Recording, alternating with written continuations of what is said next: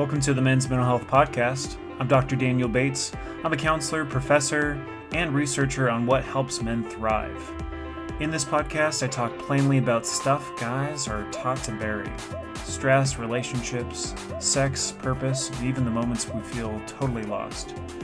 In each episode, I try to bring you evidence-based insights, real stories, and practical tools you can use right now. No judgment, no tired cliches. So, if you're ready to redefine strength and live with more clarity, hit follow and join the conversation. I'm glad you're here. Let's get started. In my previous episodes, I've provided an overview of pornography's potential effects on neurological functioning and psychological well-being. And we examined the debate around pornography addiction and compulsive use. Today, I want to explore the research on how pornography consumption intersects with one of the most important domains of the human experience, but intimate relationships. As always, just kind of a proviso. I'm not providing counseling. This is really done for educational purposes. But I do see clients, and I do have a private practice. So if you're interested in reaching out to me and working with me, please look me up online. I'll give you more information about that in the show notes so I can send you to the right place. But really, this conversation is really grounded in the research literature and my clinical experience. I've been in clinical practice for 15 years in various settings and have worked with men and with men specifically about these issues. And my goal is to present a balanced view of what the science shows us on this really complex topic. So let's begin with looking at some of the research and specifically looking at some of the associations between pornography consumption and relationship satisfaction. So the first one I want to tell you is a study that was done in 2017, and this was done by Wright and colleagues. Sounds a little weird to say Wright at all. But they looked at 50 studies, so it was a meta-analysis, with over 50,000 participants. Remember in previous episodes I talked about the power that you get from a meta-analysis where you can look at different methodologies, different research questions, different populations, but there has to be enough similarity there so that they're all related enough to analyze and do one type of analysis. And so it lends a lot of power, versus a study that was had 300 people or 500 people and maybe some methodological issues. Meta-analyses like this, they have a lot of, we can put a lot of confidence in the evidence. That's what I'm really trying to say here. So, like I said, 50 studies with 50,000 participants across various countries found a consistent correlation between pornography use and lower relationship satisfaction. However, it's important to note that the effect sizes were modest, and that's not surprising, meaning that the associations, they were there, but they weren't hugely powerful. And so, that's kind of the downside of taking an average is sometimes it's just one number, it's one metric to capture what's going on among a certain population, the population being those who use pornography. So, but within those, there's a lot of narratives and stories where it has led to a lot of relationship destruction. So even to kind of shine an even brighter light on this, Wright and colleagues in 2019, I'm assuming it's the same Wright. I should probably look that up. But I've got all the references, so you can come check that out on my Substack. But they looked at using a pathway model analysis. And so they looked specifically at thousands of adults in the United States, specifically looking at porn use and to see if it was tied to lower sexual satisfaction. And what they found was that among heavy users, they were more likely to treat porn as kind of their main source of sexual education, sexual gratification. And so for those users, those heavy users, that predicted a preference for porn over partnered excitement and less value being placed on the sexual connection and communication with their partner. And so For those two things, those two beliefs, in turn, they were what predicted lower sexual satisfaction. So seeing porn in kind of that light with heavy use, like I said, had this diminishing return when it went to a IRL person, right? Someone in real life, their partner. So in other words, what this shows us is that the meanings that people attach to porn and their engagement with porn, their type of use, that's what shapes their expectations and conversations and connection with their partners. And that seems to, at least for that analysis, that seemed to what really had the most predictive power over those outcomes. When we get into some specifics, this was a research done by Campbell and Kohut. Hopefully I'm saying that right, in 2017. They found that the context also, so this is also an important factor, the context of use was significant. So when pornography use is secretive, or when one partner objects to the other's use, and then they still do it secretly, then there's a lot of negative relational factors. And I'm working with clients who are facing this kind of reality right now. It's almost like the lying and the deception adds an additional layer of betrayal, one to such a degree that you might not be able to come back from it, because it's like, can I trust this person? They've betrayed me. They told me one thing to my face, but they were doing something else. How could I ever trust them again on any other kinds of matters when it comes to something that's so deep and intimate like our sexual connection? So conversely, when couples use pornography together or openly about their individual use, that negative association was just lessened.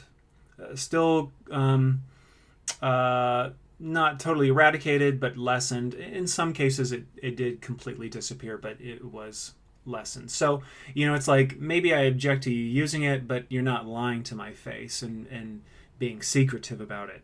And maybe I've got to make a stink about it, and we have conflict over it.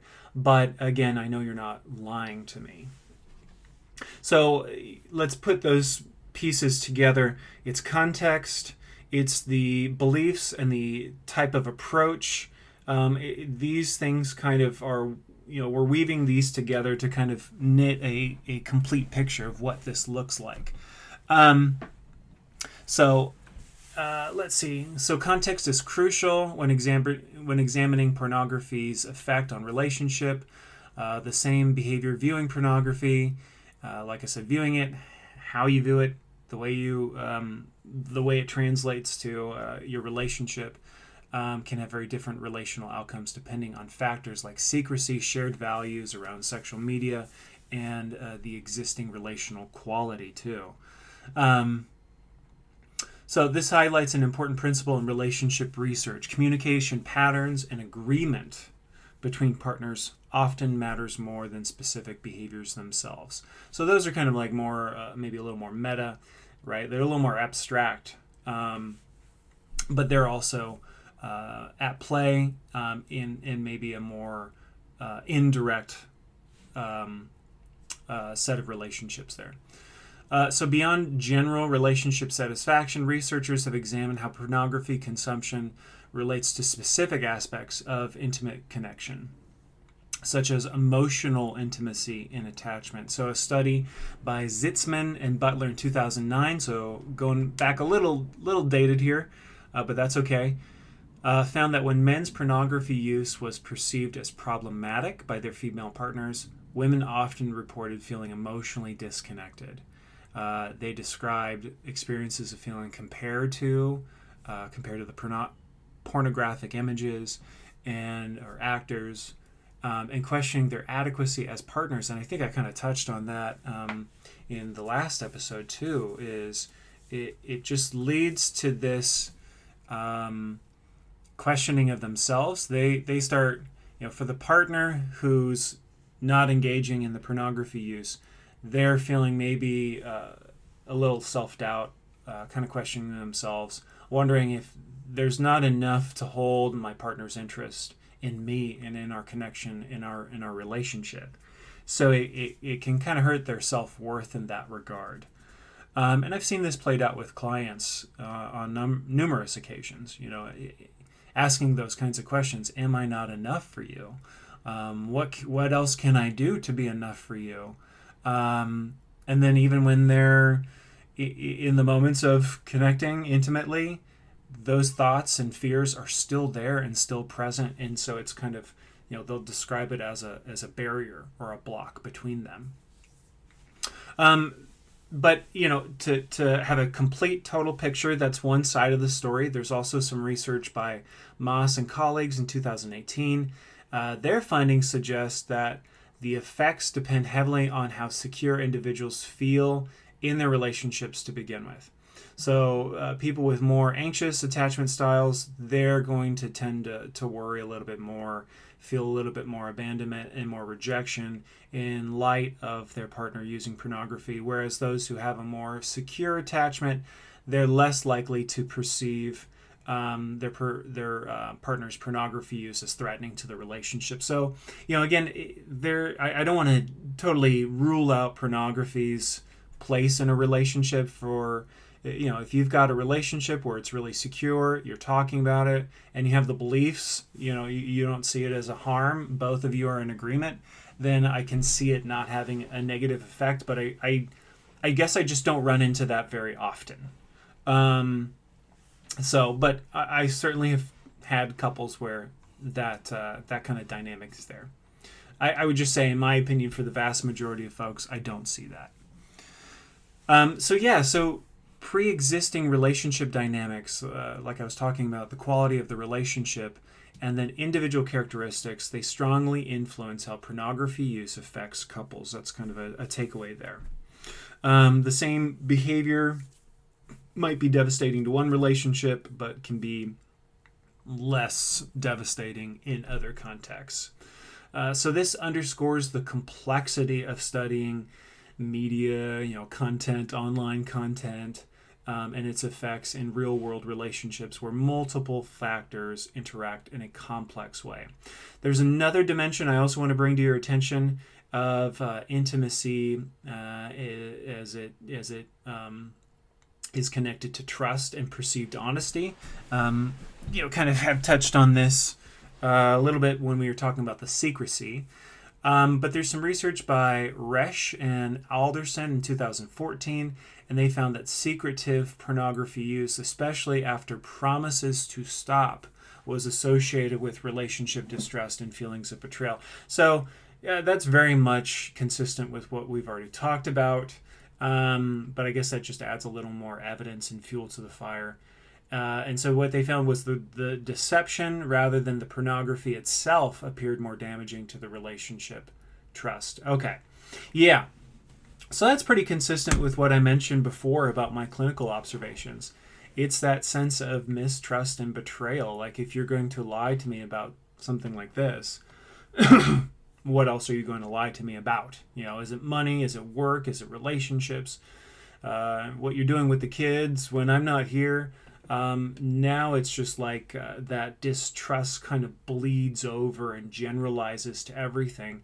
And I'm not really saying the partner who has the mistrust and is having kind of that generalization is totally wrong. I mean, maybe there's some reasons to have that mistrust. If it's something as important as your intimacy, what could be more vulnerable and precious than that, then you can easily extrapolate that to a lot of other things too. It seems reasonable to make that leap.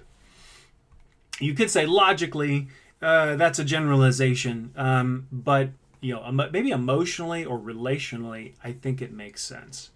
And past behavior is predictive of future behavior. So if I can't trust you in one domain, that may be predictive. That holds kind of a predictive value in your behavior in other contexts. And so that's kind of the Bayesian algorithm our brain seems to have evolved over our history. And so it seems to make sense.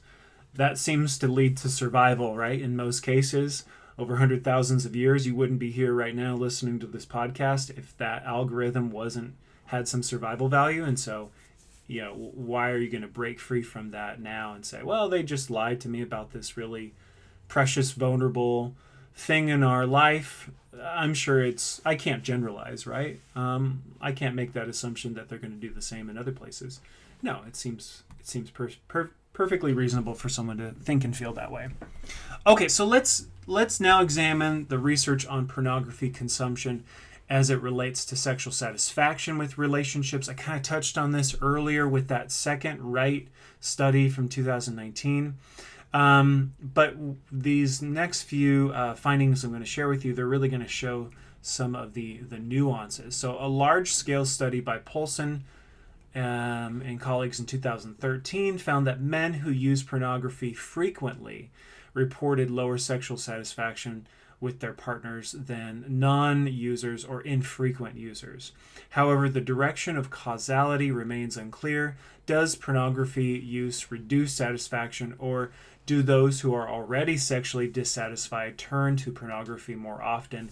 And I would say, honestly, in either case, it almost doesn't matter.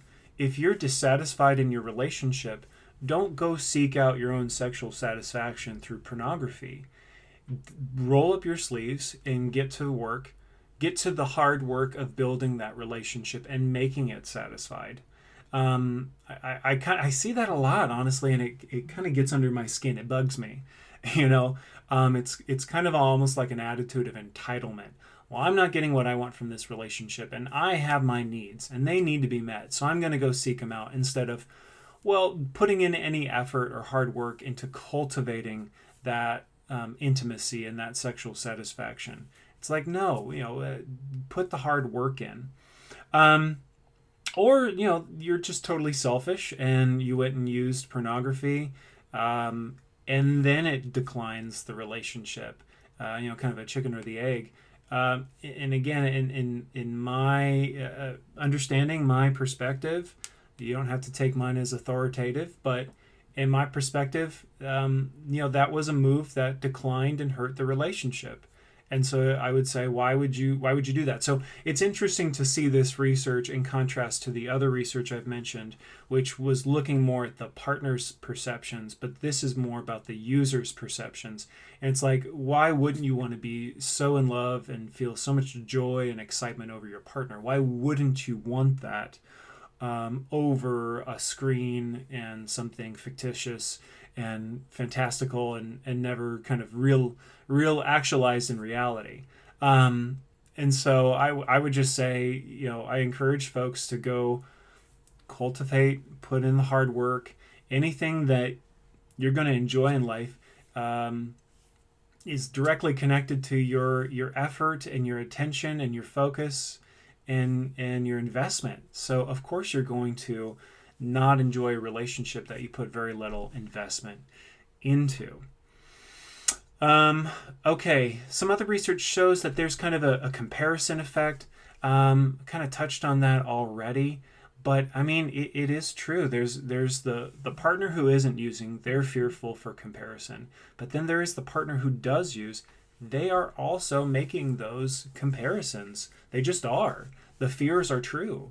And so they're comparing things that they saw online to those real life interactions with their partner, and it just totally diminishes and hurts your connection, your excitement, your joy, being in the moment with your partner. It really does hurt those experiences.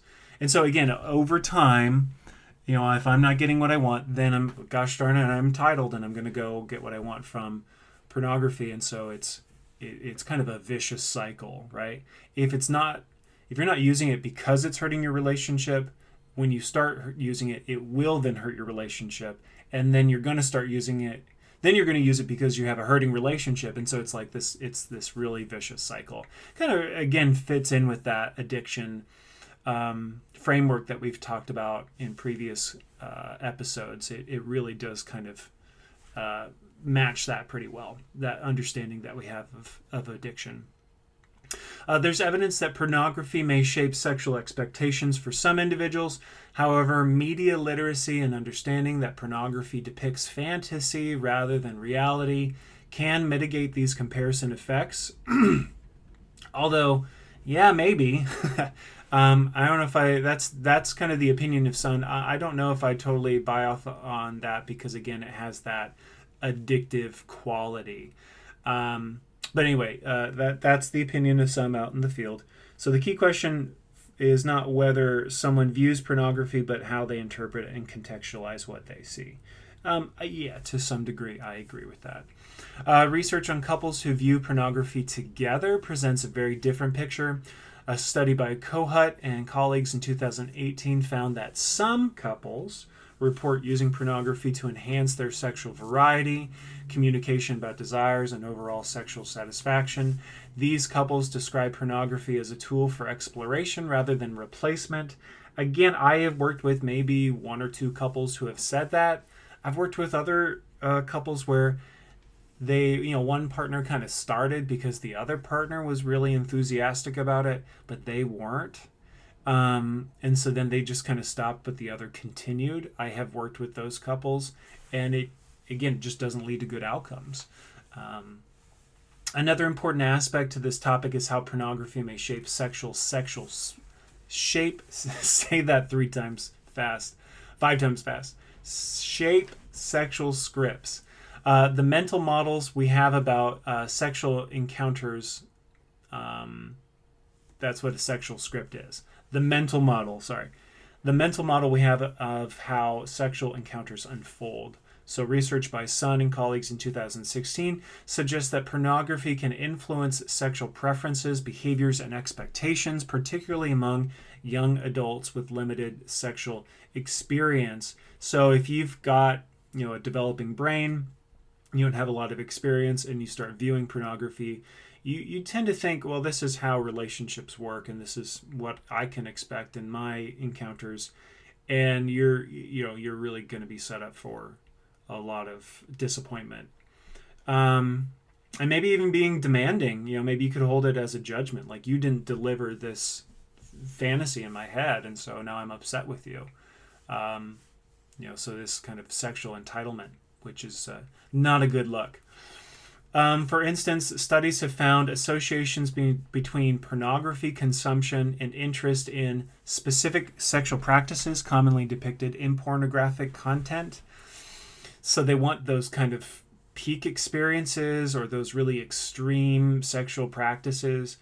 But it's a relationship. It's another person's body, right? Like I'm kind of focused on getting that exciting experience that I saw in a video or something like that, and I'm not considering the person and their needs. Ooh, that's real bad. So, a healthy sexual connection is kind of a negotiation of needs and a caring and attending to each other, and not just I'm hyper fixated on getting that peak experience that I saw in a video. And maybe it's not enjoyable too. It just is extreme, so therefore it caught a lot of attention online because of the extremeness. We know that through social media, right? Like the posts that get the most engagement, that tend to go viral, are the ones that are the most extreme. I think it's the same with pornography. So recognizing that pornographic depictions don't necessarily represent real life, I think that's just a no-brainer. That's a great reflection, great thing to communicate.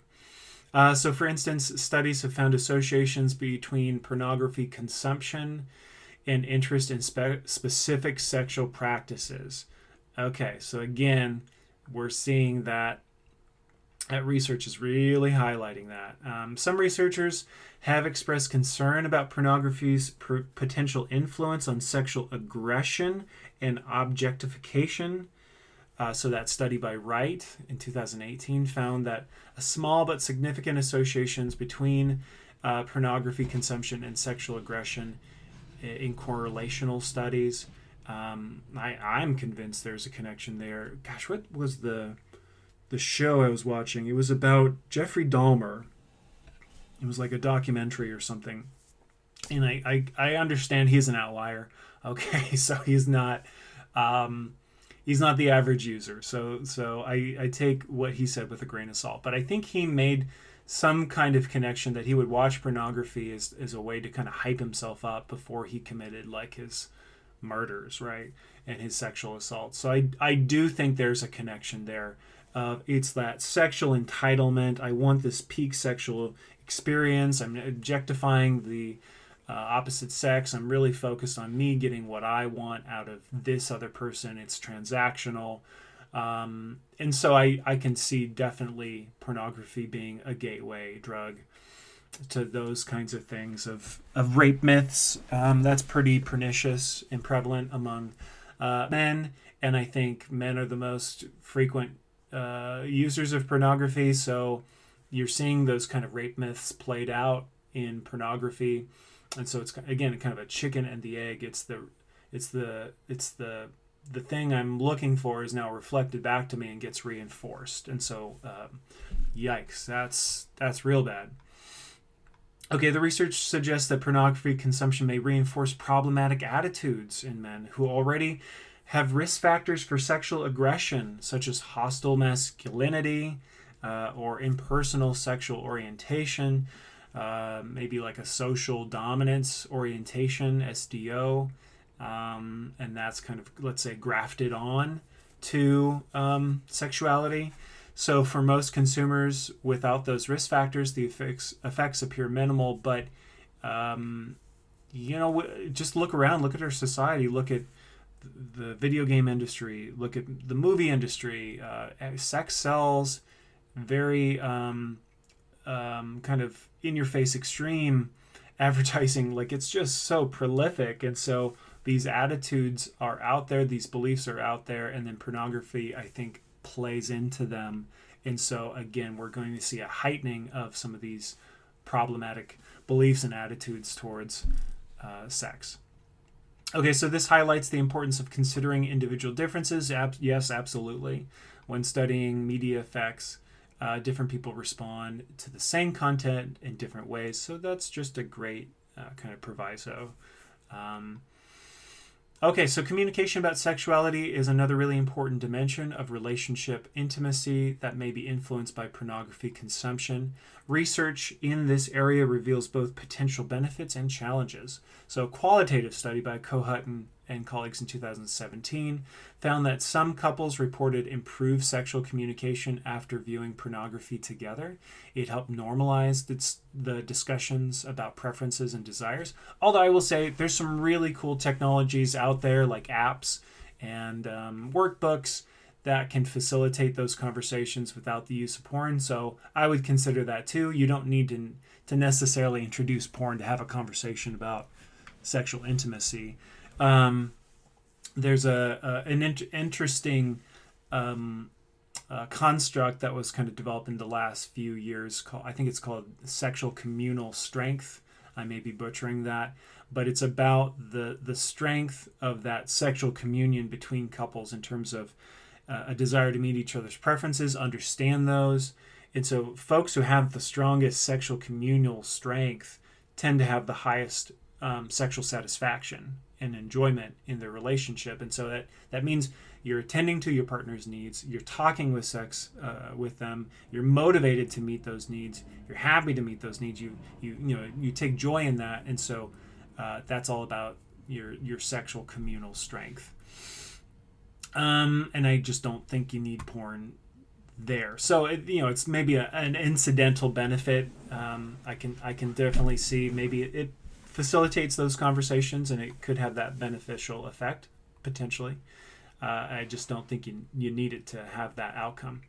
Other research indicates that pornography consumption, particularly when it's secretive or perceived as excessive, can inhibit communication. A study by Leonhardt and colleagues in 2019 found that when one partner felt like the other's pornography use was problematic, sexual communication often deteriorated. So most likely a factor that was at play there was the sexual communal strength. That probably plummeted too. So if I'm not talking about talking with my partner about our connection, our intimacy, and their needs, then they're going to feel like I don't care and I'm disinterested, and that's just, it's going to take a big hit. So, all right, the key factor appears to be whether pornography facilitates or hinders honest communication between partners. And my opinion on this. I think it does more hindering than facilitating. As we discuss the research on pornography and relationships, it's essential to address the experiences of both partners. So I kind of made that note a little earlier. Some of the research emphasizes the user's experience. Some other research emphasizes the other partner who's not the user, or the relational strength.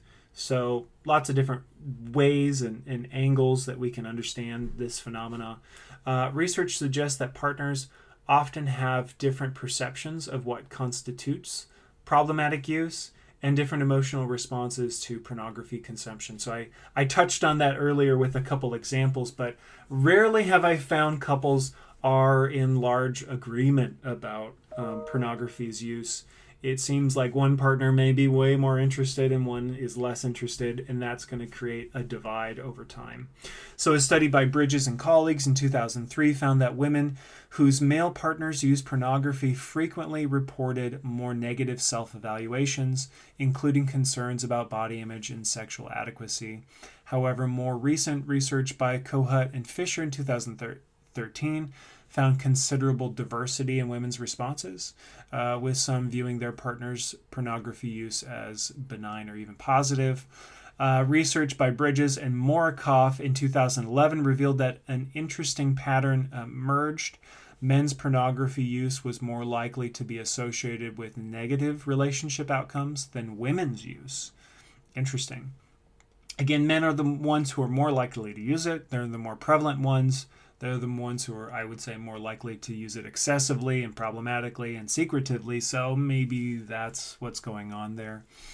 The researchers suggested this may reflect differing motivations, with men more often using pornography for individual sexual release and women more often incorporating it into their partner's sexual activity. And now that I think about it, I think I have seen that result in some other studies too, that there is kind of a sex difference there in the way it's incorporated into the relationship. So men kind of sneak off and do their thing, whereas women conceptualize it as more of a component of the relationship. And so in that regard, there's not the secrecy, and there's maybe playing a role in the communication, and there's the honesty. And so it's avoiding all those factors that we discussed earlier that would lead to a poor outcome. So this underscores the importance and the value of congruence in relationship. Is there agreement, honesty? Are we on the same page? And that's true for most things, but it also is true for pornography use, and also understanding the pitfalls that come with it if it's going to be included in the relationship. All right, so before I conclude, let's discuss some practical implications of this research for maintaining healthy relationships in a media-saturated world. While researchers continue to debate the precise nature and extent of pornography's effects, several principles emerge from the literature. First, open communication seems pretty important. I think I've mentioned that quite a bit. And really, you need to be on the same page. And if you're more interested and your partner's less interested, prioritize the relationship. And it's going to need to lose importance to you. If it's not important to them, and you've made your case and you've tried negotiating, and they have good reasons and rationales, I would really encourage you to prioritize congruence with your partner, and honoring their wishes and their perspectives. But That requires creating a space for honest, open conversation, and just allow yourselves to be free to really express what you think and feel about it. Secondly, establish a mutually acceptable boundaries. And so you could have a really tight boundary, you could have a loose boundary. You just need to know what that is. What is it that your partner's in agreement on? What do they expect? What are their boundaries? What are your boundaries? What do you expect? Be able to verbalize them and then honor them. If they say it, don't sneak around it. So be able to have explicit agreements about pornography use. And again, be very sensitive to what they really think and feel, because partners can change their opinions. They can be on board with something one moment and then they're not on board later. So it might be good to revisit those understandings as you progress in your relationship. And then, just be ruthlessly self-evaluative of yourself. If it's playing a role in your life and it's hurting your communication, your interest and your motivation of seeking your partner, it's time to reconsider. And you feel like it's developing into addiction, it's really time to reconsider. Third, media literacy plays a protective role. Understanding pornography is fantasy and it doesn't represent real life. Really helps. And it's like, oh, what do I really want at the end of the day? Genuine, honest, vulnerable, great connection with my partner, or just some unrealistic images that are going to hurt my long-term outcomes with my partner. And then finally, focusing on direct intimacy and connection appears to be beneficial, no duh. Research by, I'm going to butcher this, Minarchik and colleagues in 2016 found that couples who prioritized direct, intimate interactions, both sexual and non-sexual, reported that pornography had less influence on their relationship quality. That's got to be your highest priority, is your partner. Okay, the research suggests that pornography itself isn't inherently harmful. That's a perspective. I would take issue with that. I think it does have addictive properties to it. I think it does have elements to it. That's my own personal worldview and bias and perspective. Is I don't think it is inherently inert and harmless, but others out there have that perspective that it's inherently harmful and could be beneficial. I would just I think the evidence that we just went through makes a pretty strong case against that, but that perspective is out there. Okay.